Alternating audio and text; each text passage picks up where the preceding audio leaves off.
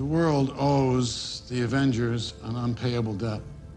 But while a great many people see you as heroes, there are some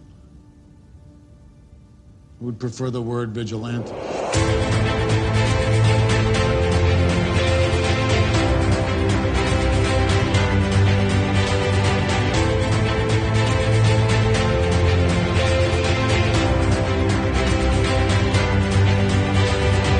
Hello and welcome back to A Stark Contrast, where we discuss the differences and similarities between Marvel Comics and their MCU counterparts. And we are your hosts, Geoffrey and Dai. Hello, and welcome back, everybody. Welcome back. Jeff, you wanna talk about if we decide to release the Zoom the recording, probably will. Like, why not? Yeah. But. If you can hear in the crisp clarity of our voices, we are recording through Zoom, but this time not because one of us is sick at all. Thankfully. It's just the timing and of everything this week. Look, we're still on time. Yeah. We're still on time. But like, it doesn't matter like what we both have going on, we will find a pocket of time to record. Legit. So yeah. And so like I'll never forget Tuesday, like when I texted Di, I was like, oh my God, we're supposed to record this week, huh? And she was like, yeah, we do. And I was like, oh my God, but we're here. Yeah, we might as well jump right into it. So I was gonna cut some of this out, but I'm just gonna do it anyway. But I wanted to give a shout out to an artist named Alvin, aka Nose with Glasses on Instagram and Threads, who created this awesome Marvel Rivals art that I found on a whim, and I bought some of his stickers to support his art. And so there's like he currently has drawn Team Guns, Team Ice, Team Sticky, Team Vanish, Gamma, and Gods. And so if you're a Marvel Rivals fan, you should check them out. Video, Luna Snow, she's a little like mirror sticker. Of course, your boy Jeff. It's time to put on a show. And then Namor hugging a squid. I also got Team Guns, because why not? Because it's Punisher, Puny Punny, Judge, Jury, again, Bucky, and Rocket, of course. Enjoy the amplifier. Hey, team. And so I also got the keychain, because why not? And I think he caught on that I was into Rocket because he also gave me an extra Rocket sticker. And funny enough, he threw in a freebie of Jeff the Land Shark, the keychain. Everybody loves Jeff. Everybody loves Jeff, man. I was like, wow, very nice. So thanks again, Alvin. I re-added my Gambit comic to the list. So Jeff, I actually saved this to show you. Putting it together in person, but scheduling did not want that. So I have finally, I mentioned in our last episode, or the episode before that, was it? That I was getting my Gambit comics back. Again, I've carried this thing. Did you get it like that next day? I got it 2 days after. Okay. And so I got it the day our last episode dropped. And so, yeah, I wanted to keep it and open it with Jeff. And so we're going to find out this very second what grade this comic. Before you open it all the way, can you remind me of like it was signed, right? Yeah, so this was an original Uncanny X-Men number 266, which is the first appearance of Gambit ever. And it was the cover was drawn by Andy Kubert. And the character is co-created by Jim Lee, and Chris Claremont provided the story. And so I originally had Chris Claremont sign this many, many years ago, and I hadn't been able to meet Jim Lee until Comic-Con. This past October. And so I brought both issues and both copies, and I was like, what the hell, why not? And I upped the ante because not only did he sign it, but he drew on the cover. That's right. Yes. Gambit on the cover for me. So I've not seen the grade yet. I'm going to guess. We're going to look at this grade. I want to guess. I think it's high. I think it's a 9.8. Because my last one was 9.4, I think. It was. Yeah. Okay. I think this is a 9.8. Ready to? No, I don't think it's a 9.8. There's no way. Hey. You ready to look? Yeah. We're going to look together. 1, 2, 3. 8. Oh. Oh, wow. no, that's crazy. I thought this one was better, but it might be because he drew on it. Really? It could be because he drew on it. Yeah. Do they give reasonings? And also, he's probably manhandling it when he was drawing. So there's That's also that. interesting. I would have thought like a drawing Yeah. Well, would. technically it's defacing, right? Yeah, but if you have the official artist. That's crazy. Ooh. Ooh. But the fact that I got both signatures Yeah, and the remark on a signature, a gold signature, even at 8.0, that's good. hot dog. All right. Hell yeah. No, Hell that's yeah. good. I mean, yeah, Looks great, right? it does. Yeah. It's pretty slick. It's pretty Like slick. that's like super rare for I feel like that is like getting like an actual drawing on the cover. Mhm. Like, yeah, sure, I guess it's quote unquote defacing, but it's like, Yeah, but the official artist is. exactly. And so it will stay in that condition unless I can get Andy Kubert, to which I will then crack it back open, Mm, get him on it, and potentially the interior artist as well. It'll be worth a lot. It's already worth a lot now. So I'm like, woo! hell Got it. yeah. Wow, I'm tripping. It was 8.0, but guess that happens, right? Yeah. Anyway, so as far as the Marvel Universe is concerned, rumor has it that Vision Quest has officially begun filming. You Oh saw my God. this, I haven't right? even It's seen like, that. yeah, so apparently that's starting filming. The rumor is that, yeah, Billy and Tommy are following each other on Instagram. So nobody knows yet for sure, but I guess we'll find out soon enough. But not only is Vision Quest filming, there are further confirmations, sort of, that Avengers Doomsday is officially underway as well, filming in London this month, in addition to Daredevil Season 2, which we already know, Born Again Season 2, yeah, is definitely filming, as we can see. Crazy. Yeah, from social media. And not only that, to top off this amazing Marvel Sunday, the voice work for X-Men 97 has also officially begun for season 3. Mm, So we haven't even gotten season 2 yet, but they're working on 3 already. So per Lenore Zan, of course, friend of the pod. Yeah, it's kind of nuts that this is all going down, but man, things are brewing. I Things are know. brewing. Before Thunderbolts drops, it's there's a lot Yeah, so much. so much going on. Holy crap. But that's only a good list, right? So Hey, a lot to look forward to. right. And so as we venture into today's episode, this is the first episode we've done in a minute of a full-fledged character study. So It's been a while. yeah, in celebration of Captain America Brave New World, we're gonna talk all about Thunderbolt Ross. Oh yeah. Before we get to that, just a reminder, we are not experts. We don't claim to be. We're just a couple of nerds nerding out.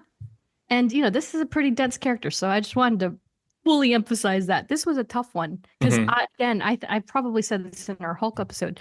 I'm not well versed in the Hulk realm at all. I don't know much about the Hulk, at least when it comes to nitty gritty, like I could X-Men or Spider-Man. So this was an interesting one for me to dive into. But just to preface, we covered Bruce Banner in episode 32 of the podcast, and then Jennifer Walters in episode 40. So if you'd like to hear more about the Hulks, go ahead and check those out. But as far as Thunderbolt Ross is concerned, created by Stan Lee and Jack King Kirby. Goats. Notes. First appearance in The Incredible Hulk #1, cover dated May 1962. Issue titled The Coming of the Hulk. So you remember this cover. It's Bruce Banner and the gray, and he's mutated. Yeah. It's fantastic. And so of course, notable attributes for this issue, of course, not only is it the first appearance of Hulk, obviously, but also it's the origin of the Hulk, which sometimes are not one and the same. The same as such for Thunderbolt himself. We get Thunderbolt's first appearance here, but we don't know anything about him until later, which we'll talk about. But this is also the first appearance of Betty Ross and Rick Jones on top of the other two. So it's essentially the core team of the Hulk universe here. So do you want to give a guess for the cover price? You might know this already. So 1962. 1962. I'm thinking 10. 10, Jeff. 10. 10? You're off by 2 cents, my friend. It's a 12. The goddamn 10 between 10 and 15 always throws me. Yeah. 12 cents when it first came out. And then I'll send you his first panel appearance as well, just for funsies. And so the highest graded that I could find of this issue on sale as we live and breathe on Shortbox, the CGC 6.5 is going for $72,000. So if you have yourself $72,800, you could buy Hulk #1. Damn. Graded at 6.5. Yeah. So imagine this. Like, I mean, I'll probably be dead by the time that it reaches this height. But if the Gambit comic is 8.0 and say in 30 years he becomes one of the most monumental characters of all time, Yeah. my nephew looking at the inflation equivalent of $72,000. That's a lot, man. A lot of money, and yet it still feels low to me personally for the Hulk. But again, 6.5, you go up, it's probably worth so much more. And then, of course, on eBay, a CGC 5.0 signature series signed by Stan Lee sold in January 2025 for $31,400. Bro. So there's that. Yeah. That seems low to me, but I mean, I guess people will take the money and run. It's a car right there. It's a car. So you know what I'm saying? Like, oh my gosh. It's some people's like half, if not more, of their annual wage, depending. I know. Jeez. Buddy. And then as far as the low scale goes, lowest graded short boxed CGC 1.0 is going for $9,300. It's still a lot of money, by the way. Money. It's barely held together. And then same thing. I think it's the same comic. It's the same seller. I'm not 100% sure. But on eBay, a CGC 1.0. Oh, actually, just kidding. On eBay, CGC 1.0 sold in February 2025. That was just last month for $7,100. My gosh. So, yeah, you could probably sell a page out of this book and still make a lot of money, all things considered, being perfectly honest. And so this is the mind-blowing part for you, Jeff, is that a fair market value approximation for a 9.2 of Incredible Hulk #1 is $825,000. So there's one in existence. There's, definitely one in existence, and it's going for just shy of $1 million. So that sounds more of what I was expecting. A 9.2. It's so crazy to me.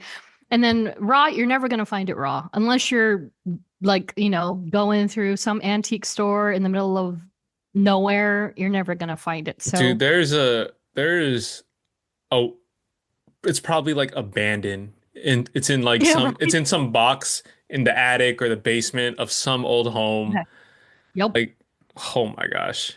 Yeah, exactly. Somebody's got it somewhere. Just a pristine copy, waiting to be found. But that's crazy. More importantly, what was your first exposure to this character? Funny enough, it's probably not even The Incredible Hulk, the first movie. Really? It's probably not. But obviously, it's the same character of William Hurt. William Hurt. Yeah. Yes. I mean, it probably has to be. I think the thing that I remember the most is watching that first Age of Ultron trailer. Or oh no, was it Age of Ultron or Civil War? Civil War trailer. Where he's like where he's in the conference room talking to the Avengers, and it was just so captivating. Yeah, he was like, the Avengers are whatever his speech is. The world is vulnerable, and I was like, oh shoot.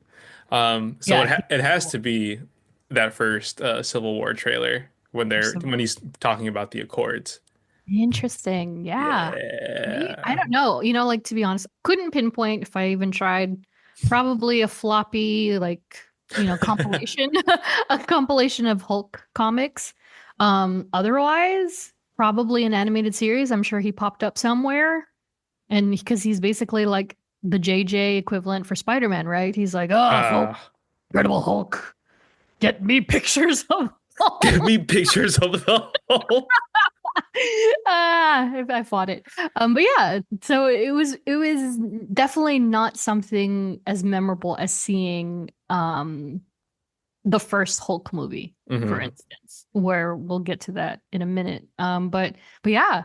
So as far as trading cards and mini book are concerned, could not find anything in the books. I do not have a trading card of him, but I was able to find one before we started recording. So as far as Red Hulk goes, Hmm. this card, I believe it is from it's in Fleer Ultra, not sure. Oh, 2022 Fleer Ultra. Hmm. And it says, uh, hoping to fight fire with fire, General Thaddeus Thunderbolt Ross underwent a transformation similar to that of Bruce Banner after years of trying to beat him with military might. He became the Red Hulk. So simple, straight to the point. That's Yeah. pretty much it. Episode's done. Thanks for listening. That's pretty much it, though. It is it's quite simple. It's that simple, is that's what happened. And so we'll get into a little bit of the nitty gritty here. So yeah, so Thaddeus E. Thunderbolt Ross. I didn't look up what the E stood for, so I'm not sure. Evil. But that would suit him well. For a quick recap, in Incredible Hulk #1, theoretical physicist famed for his work in nuclear physics and gamma radiation, Bruce Banner was recruited by the U.S. Army under General Ross to develop the first gamma bomb. And then the events are exactly as we remember them. Banner spotted somebody in the field. It was Rick Jones at the time in the comics, ran off to save him. Ultimately exposed himself to gamma radiation, and instead of dying, Hulk was born, and it mutated Banner's blood forever. And so previously, we did not discuss the rest of the issue beyond parts 1 and 2 because that was essentially the nitty-gritty of Hulk's origin. Hmm. And so when it comes to Ross, however, he appears in the latter parts of the book, which is actually, I believe, 5 parts total. It's no longer than a regular issue. They just split it into parts for some reason. But he is, as you guessed it, just looking for this Hulk. He's looking for the monster that just ravaged through the military, of course, because that's his duty. He's supposed to take down this behemoth of a monster. And especially with the damage he did to the base, the soldiers, and of course, the stress that he put on his dear daughter Betty, he had to get Poor revenge. Betty. Yeah, it's so sad because you see that this is an underlying theme throughout the Hulk line, is that he's using Betty as the crutch of I'm getting revenge for Betty. And it's you don't really care about your daughter. You just want to do this for you. Which is unfortunately true here. But it isn't until Incredible Hulk #291. This is literally 290 issues later. And it was printed in 1984, which is 20 years later, that we actually get a better look at Ross's actual origin story, beginning from his roots as a young boy growing up in a family, quote unquote, with a proud military tradition. And he immersed himself in military history over the years. So they quite literally show you Ross as a toddler. And his father is military. The family was military. His grandpa before that, great, all military men. So that's where he's coming from, which explains a lot. And so naturally, he met and fell in love with the captain's daughter while he himself was a military cadet floating up the ranks. And so still, he hoped to prove himself in the trenches. It didn't matter that he was getting these advancements. He wanted to show that he could battle and be in war and be in combat. And so it was nothing unlike what his ancestors had done, right? They had all fought great wars before him. And so he was like, I could do that too. And so he finally got the chance with the attack on Pearl Harbor. Yeah, exactly. They're once again, like Marvel comics or any comic really, tend to do, they're lining it parallel to real life events. And so in Bolt's case, it was Pearl Harbor.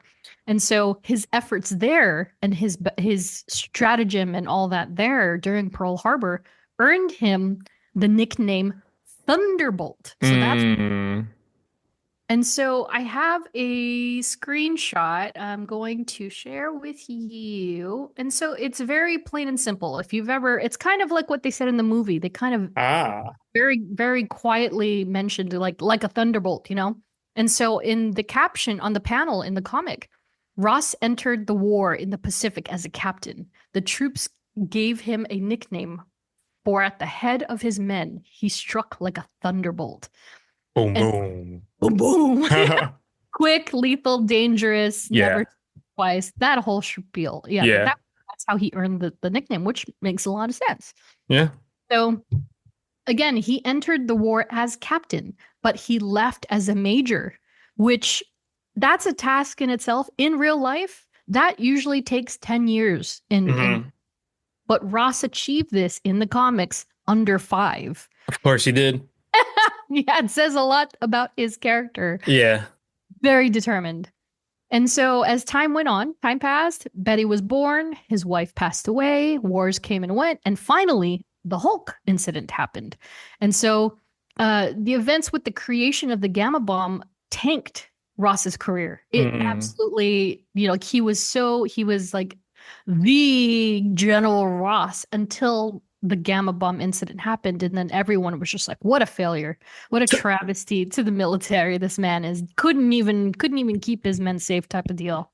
And so it's one of many, many, many things that set course for Ross's infamous rivalry with Banner that survived all the way through till now. And so yeah, there's a bunch of nitty-gritty in there, but we'll talk about that as we go through here. But in the MCU, officially, Thaddeus E. Thunderbolt Ross, portrayed first by Sam Elliott in 2003's Hulk debut film from director Ang Lee, and then subsequently portrayed by William Hurt, who was introduced in 2008's Incredible Hulk from director Louis Leterrier, and of course, most recently portrayed by the legendary Harrison Ford as of Captain America: Brave New World. So, do you remember Sam Elliott? No, I don't remember him He's in playing. your picture. He's in your background. I Jeff. know. That's why I was like, wait, who is that? That's Sam Elliott, who is in the Ghost Rider films. He's in I think my first and second, yeah. my ingrained like photo of Sam Elliott is him in him in A Star Is Born with Matthew McConaughey. Oh my gosh. Oh, I'm sorry. Bradley Cooper. Bradley Cooper. Oh yeah. Rocket That's my That's funny. That's what I think of when I think of Sam Elliott. Yeah, interesting. Yeah, I mean, he probably portrays That's a similar funny. character every time, right? I think Thunderbolt is the one exception in a lot of ways because Yeah. And he has a very deep voice too. yeah, he does. Yeah. And it's definitely one of those things where it's kind of funny because it's like you could not portray this role aside Harrison Ford, you could not portray this role Yeah. unless you had a dope mustache. Yeah. Sam Elliott and William Hurt both had like amazing mustaches. So as far as Captain America: Brave New World is concerned, we previously reported the stats on this movie, and funny enough, it's still pretty much the same as far as IMDb and Tomato Meter go. So it's got a 6 out of 10 on IMDb. Rotten Tomatoes, it's 48% last I checked. So it's actually gone down a little bit, and so has the audience score, down to 79 from 80. Not too big, not too little. Yeah, I mean, it's still thankfully making money, and it's what, 450,000 out of a 180 budget or something. So technically it's success. Yeah. And then a 2.6 out of 5 on Letterboxd still. So yeah, it's divisive, but Yeah. people are enjoying it, thankfully. Yeah, it's a fun movie, man. Fun movie, yeah. And then as for Ross, yeah, he's one of the original imports from the Cross Studio films, constantly stocking the superpower heroes that we see in all the films. He's always just up to no good. That's it. Yeah, pretty That's much. it.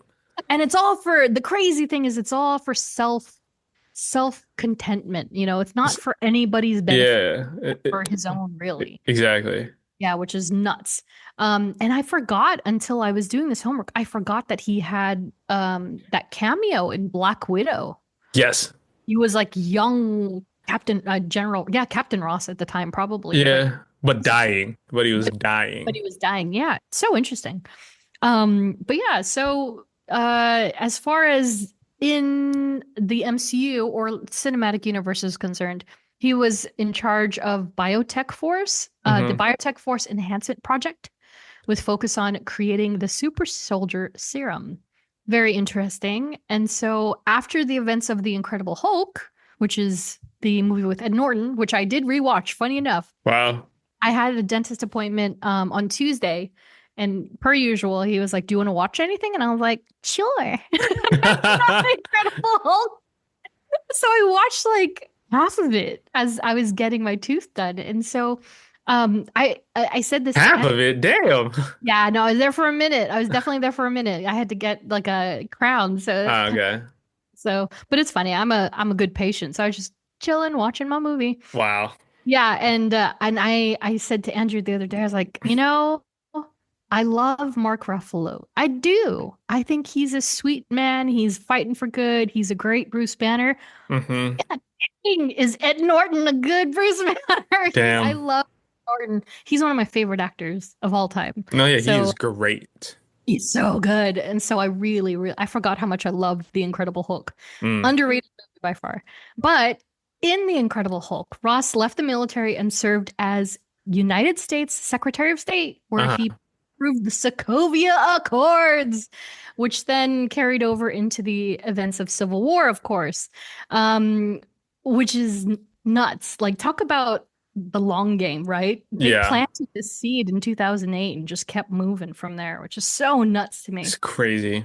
Right? And then of course, when we catch up with Ross in Captain America, he's the lead presidential candidate soon after becoming the seated president, intent on reassembling the Avengers amidst the adamantium trade war with other countries. He's just like he's just escalating constantly, escalating. It's Yeah. so nuts. So that's where we last left him. Do you have preference? Like, do you prefer Harrison over William? I Like, what's mean, I don't think I do. mm, I don't know if that's a hot take or anything, yeah, but I know, same. I really liked William Hurt and I like what he brought. I mean, Yeah, like I said, like that's his that speech in Civil War where he's yeah, talking to the Avengers. That really like got me and I was like, "Oh, okay, who's yeah, this guy?" Like he like it's like does he care about the Avengers or does he care about himself only type thing? Like I don't yeah, know. yeah, But yeah, I like William Hurt a lot. Obviously, he passed away and yeah. it's and it's like also like and you're like, yeah, why would you recast him? But it's also Mhm, like Thunderbolt Ross plays such a huge role mhm, in just like the comics, the story yeah, in general. So mhm, like yeah, and obviously he's Red Hulk, so yeah, obviously you got to bring him back. But hey, you're replacing William Hurt with Harrison Ford, so yeah. it's it's not a bad Yeah, I agree. not a bad cast. Yeah, not a bad recast. And even then, it's like I think Harrison said himself, like it's not a recast. It's like kind of like carrying it on, right? Carrying Continuing the on, legacy of it, yeah. continuing the legacy for sure. Because again, Sam Elliott, fantastic in his own right, but like William Hurt, like next level. I would even say RDJ level tier of Yeah. casting. Because Hmm. he, like, if you scroll a little bit down, Jeff, you can see William Hurt looks like the comic book version, like to the T. He looks exactly like this character. And he presented himself exactly how I imagine this character would be in real life. And so he was exquisite with the role. As much as you utterly despised him, which you were supposed to, he did a fantastic job. And I think Harrison did a great job of carrying the load and making sure that that ball passed the goal, for sure. Yeah. Yeah. And I agree. yeah, I do wonder, of course, like is someone out there like, AIing like what William Hurt would have looked like As in a Red Hulk. yeah, and I'm sure it would have been absolutely incredible, but life found a way to take him away, unfortunately. So Yeah. rest in peace. But yeah, did an amazing job. I definitely don't have a preference per se, but I absolutely love William Hurt in the role. So when it comes to the aesthetic, like I mentioned, yeah, you're trying to wonder what he looks like in the comics. No, he looks like William Hurt. It's exactly what he looks like. They casted him so perfectly. It's actually kind of criminal. Yeah. And I'm Spot gonna on. Yeah, I'm gonna show you another. I sent you a couple of screenshots from the origin story, but I'm sending you one right now where it looks like Oh, it's dude, one it's of it's literally him. it's literally him. And this stuff came out decades before Yeah. William Hurt was even an idea. But as far as aesthetic goes, yeah. So William Hurt has portrayed this character since 2008, just after Sam Elliott, all the way through to 2021. What if? And then fast Yeah. forward to 2025, Harrison Ford. Um, and when it comes to Ross's general aesthetic, the cinematic versions were pretty spot on, even when Sam Elliott took the helm. And it wasn't until Harrison Ford, of course, where the character's trademark mustache was removed in favor of his political career. And it was funny how they like tackled it, right? I think it's like I think that reasoning of like shaving his mustache off, Yeah, it was more of like addressing like the change that's sure. happening of I thought it was like clever. yeah, because it's like Harrison Ford is not gonna grow a mustache, dude. Yeah, I know. I don't know that I've ever seen Harrison Ford with a mustache, now that I think about it, Exactly. So right? it was kind of just like one of those Yeah, like look, they made me do it because if I yeah, didn't, I wouldn't become president. And it's like, oh yeah. yeah, that's Yeah. a And it yeah. tracks. I mean, yeah. And it would be kind of nutty to see him with a mustache because it would probably look fake, fake as Yeah. heck. Oh Um, yeah. but yeah, he pulled it off, shaven, presidential. And so, as for Red Hulk, pretty hard to mess that one up. Aside the human attributes, yeah, he just happens to look like Harrison Ford. I think it tracked. It looked good. They did well. And then last but not least, Gersha Phillips led costume design for Captain America Brave New World, while Weta FX did the CGI work. So that's kind of, Yeah, what is yeah, so good. They're good. They're such a good top-notch VFX company. yeah, honestly. So powers and paraphernalia. He's just a man. He's a man who's red and whole. So again, this is obvious at his core. Ross has no special abilities, no mutations. He is just a regular old human being. And so this all changed in 2008 with the emergence of Red Hulk, who wasn't identified as Ross until 2 years later. So funny timing for you, especially if you think about it, makes his appearance in Marvel Cinematic history as William Hurt, same year that the Red Hulk is first published in comics. Wow. So they were probably like, there's something going on here. Maybe we can build off of this. And so as far as the actual powers go, the long short of it is at this time in Hulk comic lore, Betty was dead, and then Oof. Banner Hulk was exiled off Earth. So it's kind of like, gosh, do you remember? This is kind of a weird off deep cut, but do you remember in the Marvel Avengers game where they went to like Planet Hulk or whatever, and Yeah. it's like that. He got Oh. exiled. He was exiled and pushed off of a planet, off of Earth, and then Captain America was assassinated Oh my this gosh. time too. So this is the aftermath of Civil War in the comics. Got it. This is all happening at the same time. His return was inevitable, and those people, all the villains were like, we have to get together and assimilate because they were fearing the retribution of what Hulk would do to them. Yeah. So Ross agrees to undergo the Hulk transformation as long as in return Betty was resurrected. Oh Here my we go again. gosh. Bartering, bartering, bartering. Oh my gosh. Yeah, so this is how Red Hulk is created. Of course, it's not that simple. There's obviously so much more to it. But yeah, the overarching theme is exactly that. And so as far as creating him, so gamma energy that was drained from Banner was used via a device called the cathexis. I knew I was going to mess this up. The cathexis ray. Cathexis, yeah. Cathexis? I'm not sure how you would say it in real life. Ray generator radiating Ross, and it unlocked his own potential as the Red Hulk. So Whoa. it spurred some. It not only did the gamma obviously infuse with him, but it awoke whatever was in Ross himself.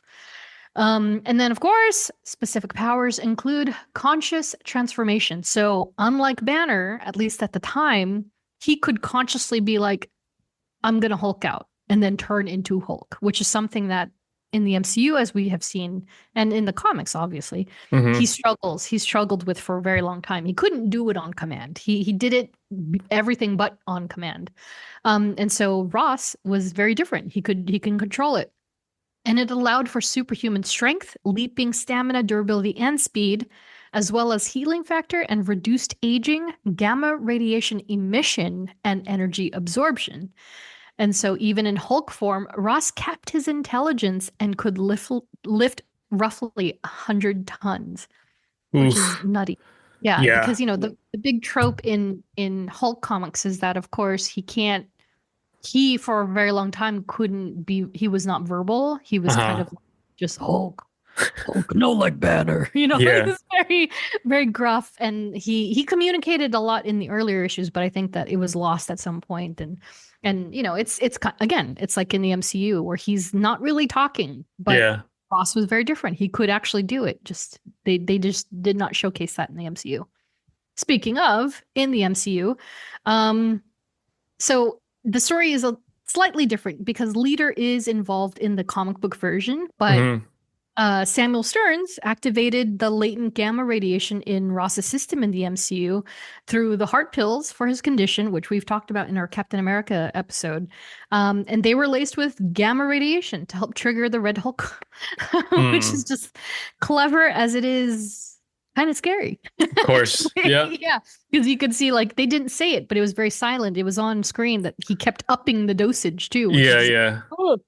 Um, and then as for powers, for Red Hulk, notable that they're similar, so nothing too outlandish, but noting that artificially enhanced physiology. So he had, that's what they called it when he hulked out, Hmm. which of course led to superhuman strength, durability, speed, stamina, and reflexes, as well as regenerative healing factor and heat generation. I think So the heat thing too is a different.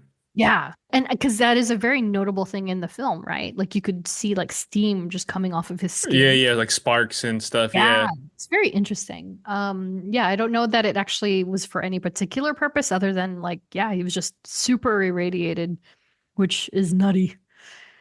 So, friends, family, and affiliations. Holy smokes. So we're gonna start with an affiliation because there isn't much to say when it comes to friends, let alone family for this guy. But a main player in Ross's canon is the Intelligentsia, not the coffee company, Jeff. I knew you were thinking it. Have you heard of Intelligentsia? Of course. I love that Yeah, place. I love Intelligentsia. So Intelligentsia is a bad thing in the comic books. Well, And so, yeah, so no sea salt caramel coffee for you there, bud. man. So in the comics, they're merely an affiliation of Ross's, and they're responsible for General becoming Red Hulk in the first place. And Mm. so in the comics, the group was led by a few versions of MODOK. So MODOK and then Superior MODOK, I believe. That's Yeah. crazy. Yeah. So imagine that. What a crossover. Crossover, right? And so MODOK and Leader, and it included a rotating rogues gallery, including awesome android, Chameleon, but disguised as Claw. Okay. And that's the Claw, that's Andy Serkis Claw. That's right. That's right. Dr. Doom, a character named Egghead, the real Claw, Leader, Mad Thinker, MODOK Superior, Red Ghost, Super Apes, Trapster, and Wizard. So none of Jesus. these, you already know you're never going to see any of these characters unless they're in like Daredevil or something like Yeah. Hawkeye, maybe. Like we saw Speedster in Jessica Jones. It's kind of like that. Chameleon. Chameleon. Yeah, Chameleon and Doctor Doom are the two that actually really stand out among the rest of those that we have not seen yet. Well, we have seen Chameleon, but Yeah. and then of course, this is the part where I would be like, there is no intelligentsia in the MCU. Actually, there is. Ooh. And we've seen them already. Funny enough, but very subtly. So, although there is some minor overlap with the cinematic universe, Yeah. there is no formal team, but the reference does stem from She-Hulk attorney at law. That's right. Yeah, I do remember. Yeah. Right? Todd Phelps, aka Hulk King, and the chode billionaire bro that was obsessed with Jen Walters. Yeah. It's the mastermind behind Intelligentsia in the MCU, which is so That's crazy crazy. because they said the word over and over again. And I was like, there's something to this word. I Yeah, know yeah. something. And of course, it stems because of the Hulk comics. And so the web hub that was the platform where they were just, doxing Jen and all that. Yeah, All yeah, that yeah. stuff is Intelligentsia. So That's it's a modern, crazy. yeah, it's a modern take of it. But when it comes to Ross and the Intelligentsia in MCU, it's like there's no relation aside leader being in the film. There's Mhm. no crossover and doesn't intersect at all, which is very interesting. So let's talk about Betty Ross. The most important person ever The in most, his yeah, life. absolutely, like truly. And so Dr. Elizabeth Betty Ross. So short and sweet, scientist and professor at Culver City. Culver City. Culver City? She is From not from LA. LA. Love that. Love Culver University. that. Wow. It's just like slipping all over That's the place. hilarious. It came out so seamlessly, I right? know. I believed that. I was like, oh yeah, she definitely hangs out Hey, at the mall at the Westfield for if sure. if some of these villains and heroes can come from Riverside, you can't blame me. Oh my True. God. Right. And so Betty was a professor at Culver University, notably a strong-willed and independent-minded young woman, Yeah. conventionally polite. She was obviously she grew into herself as the storyline goes about. She obviously grows into a more stubborn and confrontational person like her father, which is an interesting dynamic. But throughout the comic book run, radiation is clearly a thing. And it affected Betty to a degree, who was once abducted by MODOK, becoming the woman bird creature hybrid thing called Harpy. So again, we talked about this in our Hulk episode. She became a bird person and then she died and then she became she was normal and then she became Harpy again and then died and then yeah, because at one point Ross kept her in a cryogenic suspension chamber. And then that's when the bartering of like bring her back to life Yeah, was yeah. coming through, and then it resulted in Red Hulk. But earlier in canon, Ross seemed so concerned with his daughter that there was no denying that he was otherwise emotionally distant. So Yeah. he didn't know how to care about her. Like he cared about her so much that he didn't want to show it. It's very interesting. It's very I interesting. care about you so much. I don't know what to do. Literally. Yeah, Okay. honestly, I think she says that or he says that in a panel. And he's just like, I don't like, I think it's Betty. I think she says, my father cares so deeply. He doesn't know what to do. He doesn't know the action. How do I love you, daughter He's of like, mine? yeah. Like he's the type of father that he wants to push her away constantly, but it's for her safety. It's for her safety, and one of the things that he used to say when she was young and when she was on the military bases with him is that women don't belong on the military base, which is like very interesting. And so, but his excuse was he didn't want her to get hurt and he wanted her to be safe, etc., etc. But again, he was so emotionally distant and so detached that he was more focused on the work that he was doing rather than his own family. Obvious. It's very obvious the more you go about. You're like, oh, it's not even that he doesn't care about them necessarily. Kind of true. But he's so focused on being the military man that he's like, whatever. But it's even noted in canon that Ross was more excited to go back into battle than he was when Betty was born, which is nuts. Whoa. And he very openly, at least obviously, not spoken perhaps, but he was very obviously hoping for a boy. Yeah. So that he could carry on the military tradition. Of course. Which says a lot about the times too, because obviously females can still be in the military. But according to Ross, however, yeah, so they were like, the wife would approach and she's like, oh, it's a girl. And he's like, damn. That's okay, I guess. It's breathing. Like he didn't care. Jesus. It's so my God, man. Yeah. Like from the get-go, man. And so, yeah, he hoped for a son to carry on the tradition. And so, but yet when he got a letter like, oh, General, you're going to war, he's like, yes, can't wait. It's so excited. God. So messed up. I love war. I know, exactly. Conflict, killing people. So Incredible Hulk 291, it really serves a great primer as a great primer for Ross's history. Like, I showed you a couple of screenshots. That alone, I was like, geez, it literally goes through his entire like history in one fell swoop. And it even taps into, of course, Ross and I'm sorry, Betty and Bruce, and and addresses the whole thing. And the craziest thing, I think it's the end of the issue. There were two panels in particular that completely address Betty's relationship with her father, and I put the quote on the side. And so, this is from the book, and it basically encompasses the entire vibe that is Ross. And it says, "In his long and illustrious career, Ross had known defeat. He had lost skirmishes, even battles, but it wasn't until he heard the word traitor fall from his daughter's lips that he realized he had lost his own personal war." Yeah, it's so like, oh. And he doesn't realize that until it's too late, of course. So lessons learned. And so as for live action and the MCU, Dr. Elizabeth Betty Ross, portrayed first by Jennifer Connelly. Crazy. My favorite actress right there. Crazy. In The Hulk by Ang Lee, and then subsequently Liv Tyler in The Incredible Hulk and Captain America Brave New World, if you didn't know. Spoilers. Spoilers. And so easily said, very daddy-daughter until Bruce Banner comes along for the ride, which is a very clear through line when it comes to this particular suite of characters. Mm-hmm.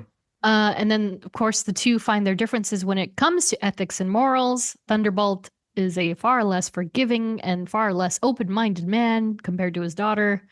You can tell when Bruce and everything he does, I was like, wow, he's really not caring if his daughter's in the field. And he's like, fire the missiles. And then he sees her and he's like, wait. He let them do it and then was like, oh, wait, my daughter's there. I should probably stop. Like, you jerk. And then, God, he's so bad, but he's so good at being bad. What a guy, man. What a guy. Yeah, and the common denominator throughout his tenure in live action is that he just wants to do right by his daughter. And it's like I said up top, he keeps using her as the excuse. It's oftentimes true, and then there are times where he's clearly not even, he's lying. He's 100% lying. Of course. Yeah. And so there are great casualties and collateral damage because he's like protecting his daughter. And it's like, yeah, bro, you weren't really doing it for her. And then at the end, as we saw, spoiler alert, in Captain America Brave New World, Betty and Thunderbolt eventually rekindled the relationship as Betty visited her father as he was in custody aboard the raft. Yeah, I wonder what happens there. I know. It's going to be very interesting. And we'll chat about it at the end, but I don't know.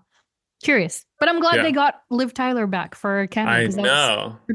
Tremendous. That is a huge, great pull. Yeah, sure. So for love interest, a short, sweet little list. It is one person, and that is Karen Lee Ross.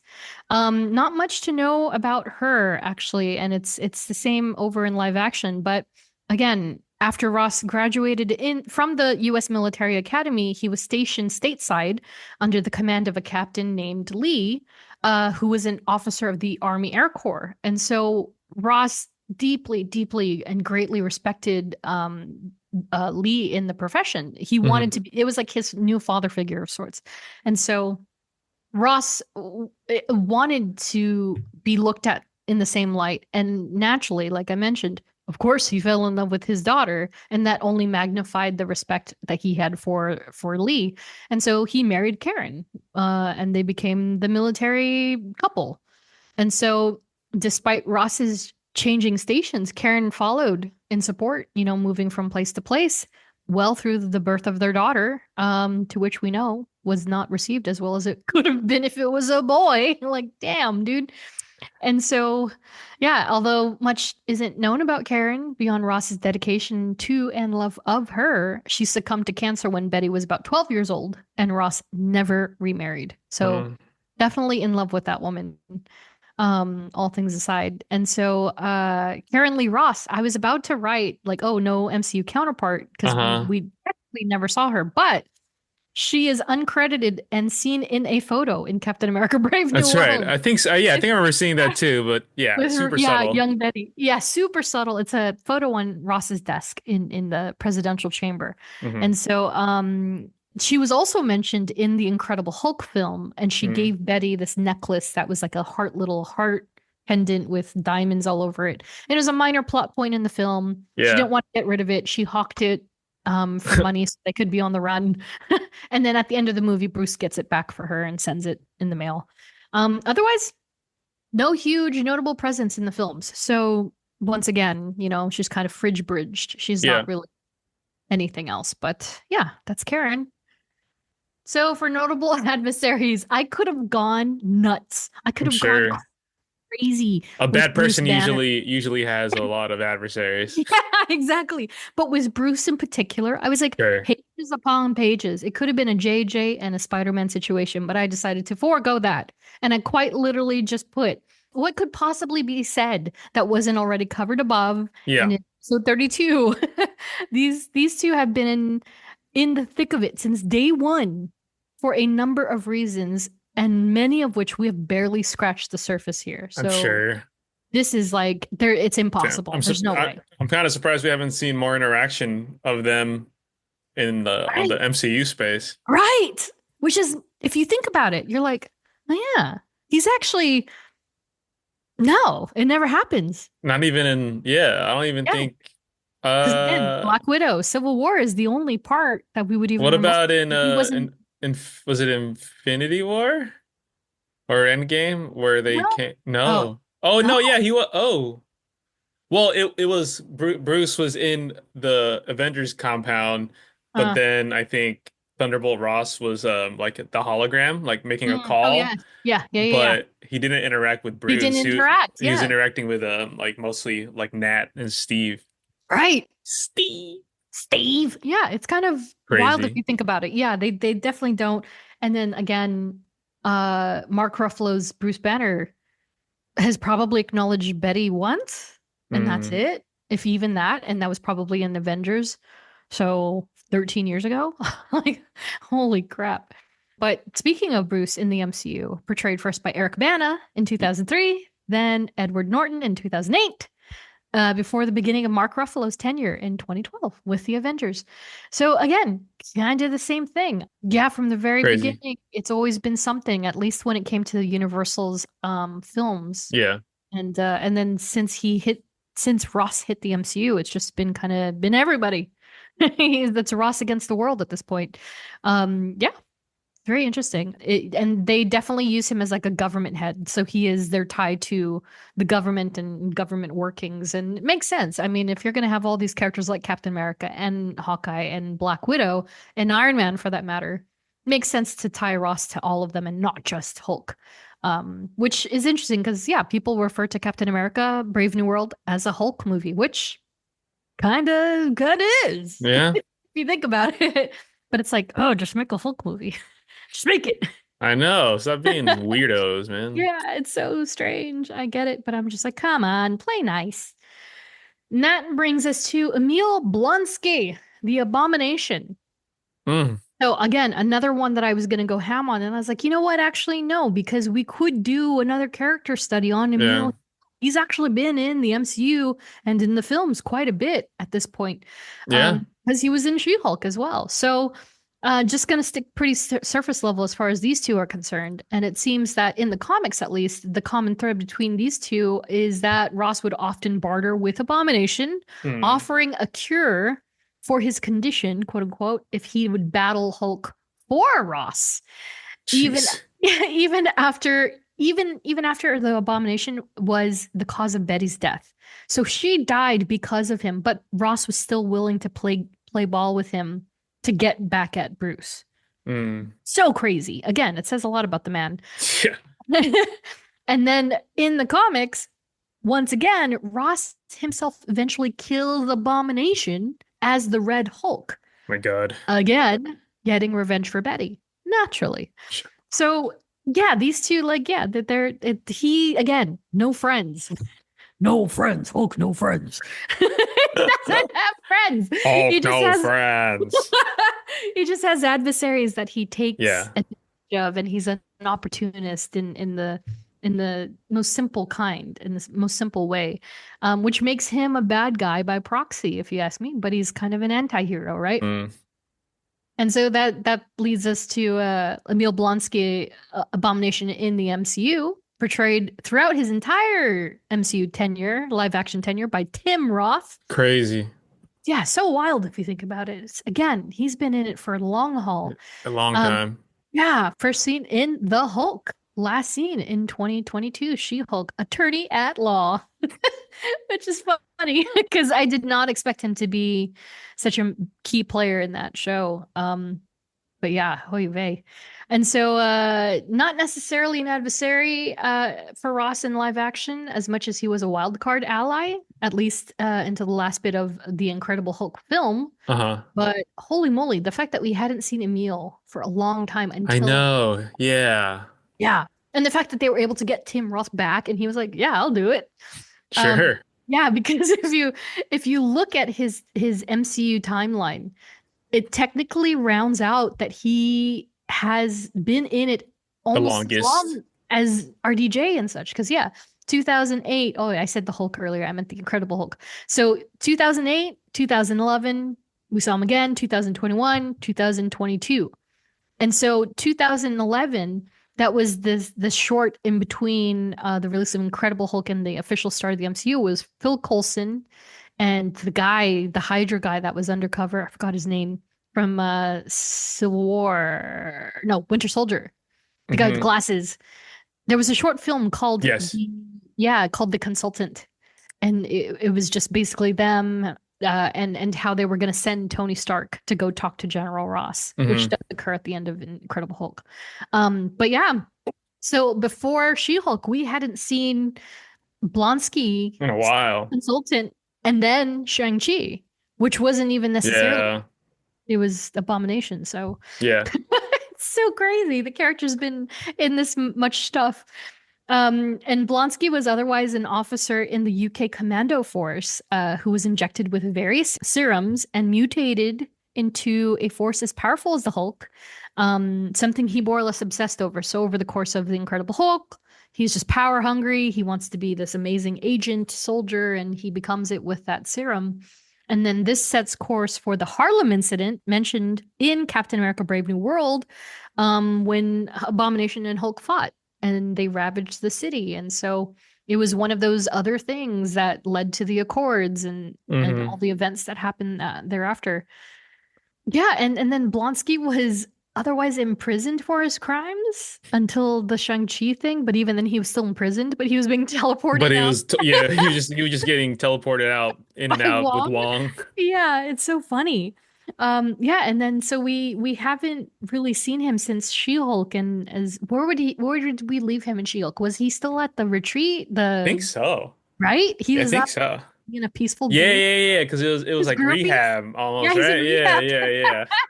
Yeah, it's pretty funny. So they haven't had any sort of crossover crazy since the old days. Yeah.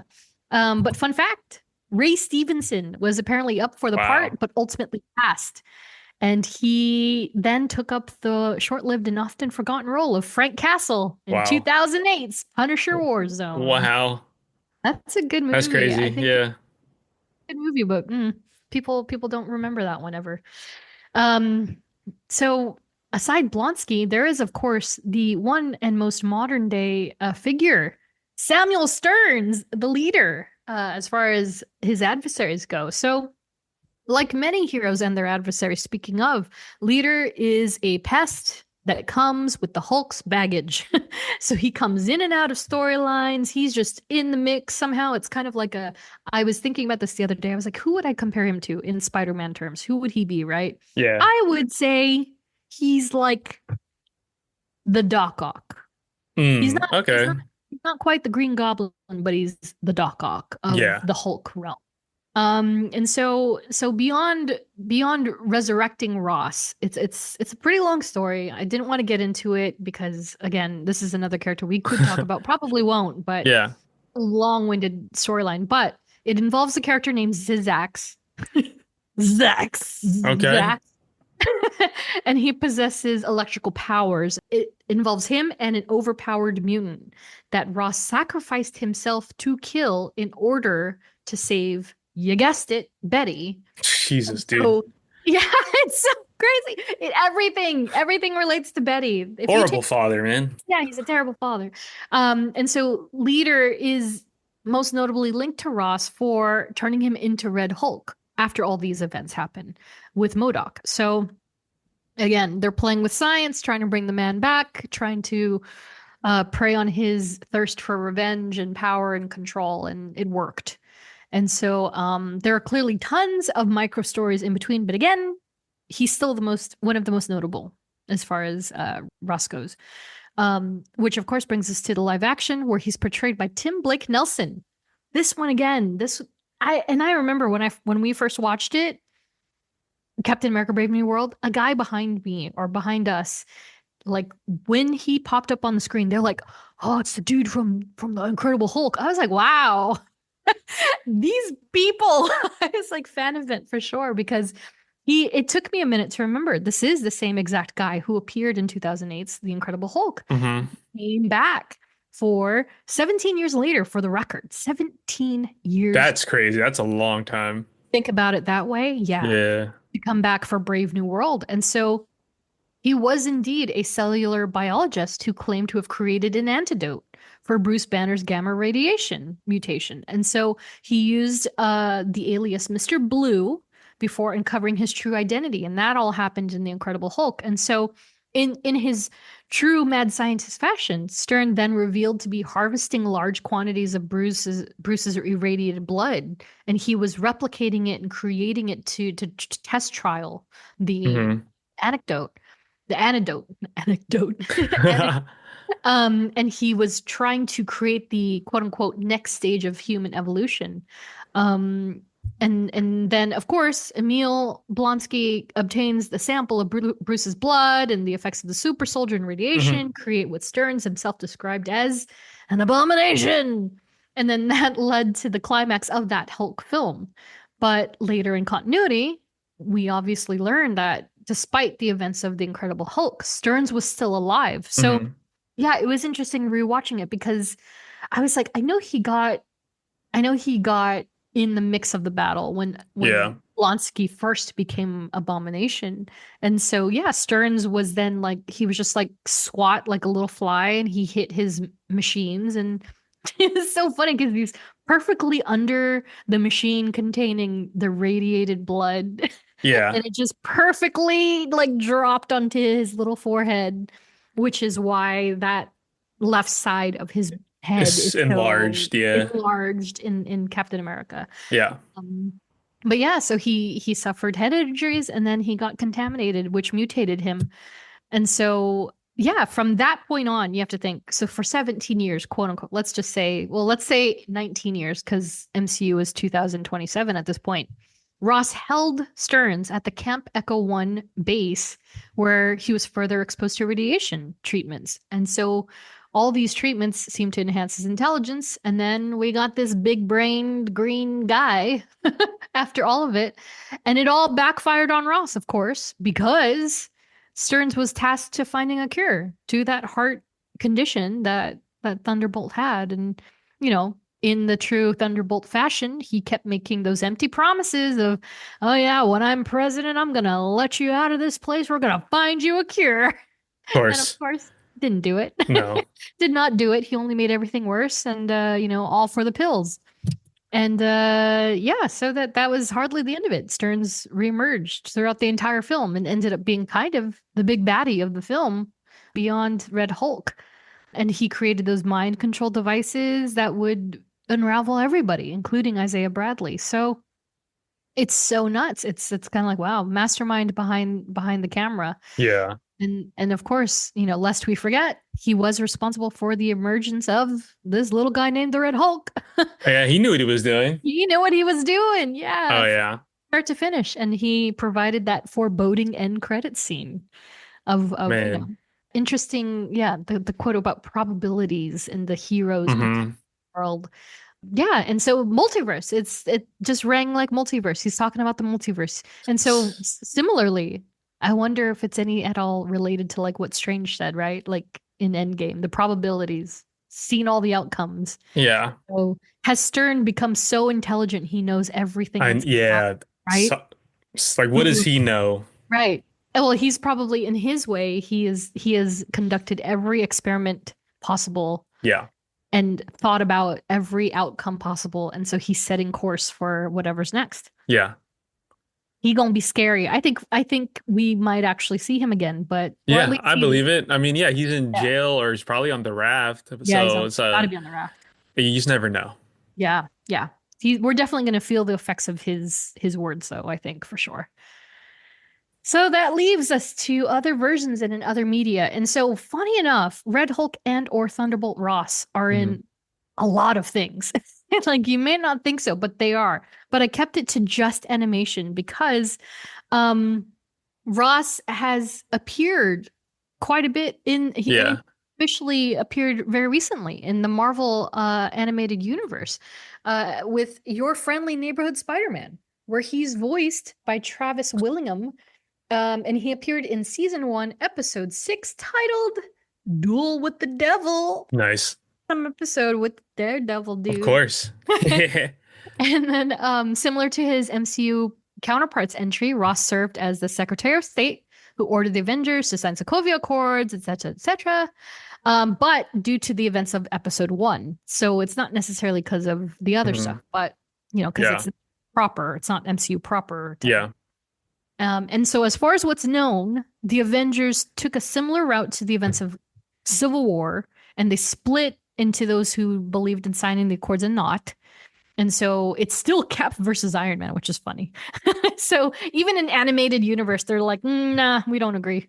And so, in Your Friendly Neighborhood Spider-Man specifically, Ross is contacted by Norman Osborn to help down Doc Ock. After Spidey gets his ass handed to him. Yeah, it's interesting how they're integrating. Again, it's like all these supernatural characters, all these characters that sort of align with the government. They're kind of using them in the same way. To connect them with Ross makes sense, funny enough. Mhm. And so he has not appeared since that one episode, but it's presumed, he'll continue following a similar route to the MCU version. So if he comes back into animation, he's probably going to do the same stuff. Because I think he did in What If too, right? Like Yeah, he did yeah. Yeah, because he wasn't Red Hulk yet. He It was was just Ross. Yeah. yeah. And it's obviously all these versions are based off of William Hurt. So I'm curious if they'll change it at all. But yeah, he's everywhere. He's in a couple of games too. Mhm. I was pretty set on seeing a Red Hulk skin for Marvel Rivals, but they didn't do it. They just did like an Ooh. avatar or something. I wonder if they will. That'd be a crazy team up. Yeah, I think I wouldn't doubt it. Once they get more into it, I think Yeah. it's definitely a possibility. So for Almost Was, it was absolutely difficult to find anything regarding the actual audition process for Ross, Mhm. especially considering his cinematic origins, Yeah. and beyond William Hurt. But yeah, I could not find a dang thing. I I don't. I Mhm. believe that just because Yeah, you find William Hurt, you're like, oh yeah, he's it. yeah, And yeah, then William Hurt. you're like, oh, it's like, oh Yeah. man, unfortunately he passed, but we have to continue, Yeah, this legacy. And then it's like, oh shit, Harrison Ford is down. yeah. I know, right? Sure. And the funny thing being that it was like, why did Harrison take the role? And he was like, oh, I liked what they were doing. Like that was it. He was like, I like what Marvel Studios is doing. They're doing something. And like getting paid a lot of money. I mean, Yeah, let's I'm just be sure. honest. Like, Sure, he got a cool 15 mil, 20 mil, maybe. yeah, you sign like a 2-movie contract, maybe. Yeah. Yeah, you're good. All right. You're good. And they were just like, just do this one role and you'll just get cameos and we'll still, money. Money. Yeah, that what is that? That sweet, sweet Marvel cash. Deadpool. Exactly. But yeah, so what do you think? What do you think about the future of I, Ross? I think we see him again for sure. In Yeah. what capacity? I don't know. Like, Is he getting is out of the raft? yeah, like is it a breakout of the raft? Like in Civil War or Yeah. whatever it Yeah. is. Yeah. Um, I don't know. I mean, he's obviously very important, but Mhm. obviously the connection there is with Cap. Yeah. And so, yeah, I don't know. We're definitely seeing him again. Hmm. I just don't know into what context and in what capacity. So, Yeah. Yeah. I but agree. he's coming Fully back. agree. He's Yeah. coming back. One, Yeah. well, one of the few times where we're finally like, no, they'll be back. They'll, Yeah. they'll be back. It's that end screen of like Thunderbolt Ross Yeah. will return No, he'll be back. for sure. In one way or another, he's coming back. So for suggested reading, again, like Hulk is not my super duper number one knowledge base, but Mhm. I was able to pull four obvious ones together. Again, Incredible Hulk number 291, published 1984. Ross's origin story, as well as an incredible download of his major history from the team I put Bantlow in my notes. Nice. Bill Mantlo, Sal Buscema, Jerry Tallock, and Bob Sharon. Fantastic issue. Very, very interesting stuff. 2008's Hulk Volume 2, issues 1 through 25. So this is where we first are introduced to Red Hulk. Hmm. And it came, it's very interesting because you don't find out who he is until I believe issue 24 or 23. Hmm. So you go almost what was probably a year or two of just like who is the Red Hulk? It's very interesting. It's definitely a guessing game until that 23rd issue, and then you realize it is Ross indeed. That comes from Team Jeff Loeb. Speaking of Jeff Oh, yeah, Loeb, yeah. yeah, the big guy. Ed McGuinness, who's another big guy. Dexter Vines and Jason Keith. And then there is this incredible and dense storyline called the World War Hulks story arc by Jeff Loeb, Greg Pak, and others, which spans about 6 titles and 13 issues total. So there's a lot of title jumping, but it's a fantastic storyline. It involves everybody under the sun that you can imagine. And obviously, the original run of Incredible Hulk, which kicked off in 1962, courtesy of Stan the Man Lee and Jack King Kirby, along with Stan Goldberg. So, all that said, that's the end of the show. Wow. I mean, Yeah. for a man that if you take off the Red Hulk, Yeah. and it's just Thunderbolt Ross, Yeah. still pretty dense of a Still pretty character. dense. Yeah, I agree. And again, yeah, like to your point, I didn't even go into like major Red Hulk events. This was really about Thunderbolt Ross because that's the character at his core, right? Yeah. But yeah, he's an interesting, fascinating little character we have here. Yeah. But for the next episode, so we've got a little room. Jeff's making karate chops.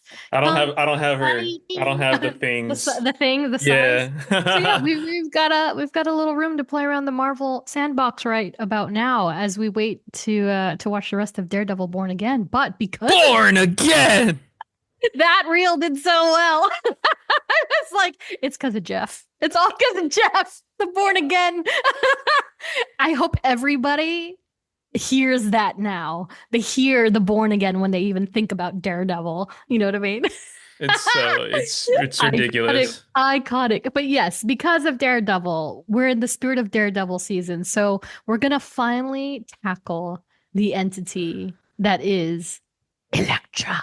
El- Elektra. Oh, yeah, there he goes. He's doing it again. I don't know what he's doing. You bring me to life. Anyway. And finally, a thank you to all of our Patreon supporters and a special We Are Groot salute to Edgar, Ariel, Melanie, Ed, Tyler, Jenny, Joliz, Laura, Andrea, Sherry, Ashley, Nats, Chris, Andrew, Katie, and Robin. Woo! Follow us on social at STRKCNTRST. And if you like what you hear, please review, rate, and subscribe. Once again, thanks for listening and possibly watching. Possibly. We will catch y'all in the next one. See you later. Bye. Bye. You and I haven't always agreed on how much latitude enhanced individuals deserve. But what you've accomplished has given me reason to reconsider. Which is why I want you, Captain America, to help me rebuild the Avengers.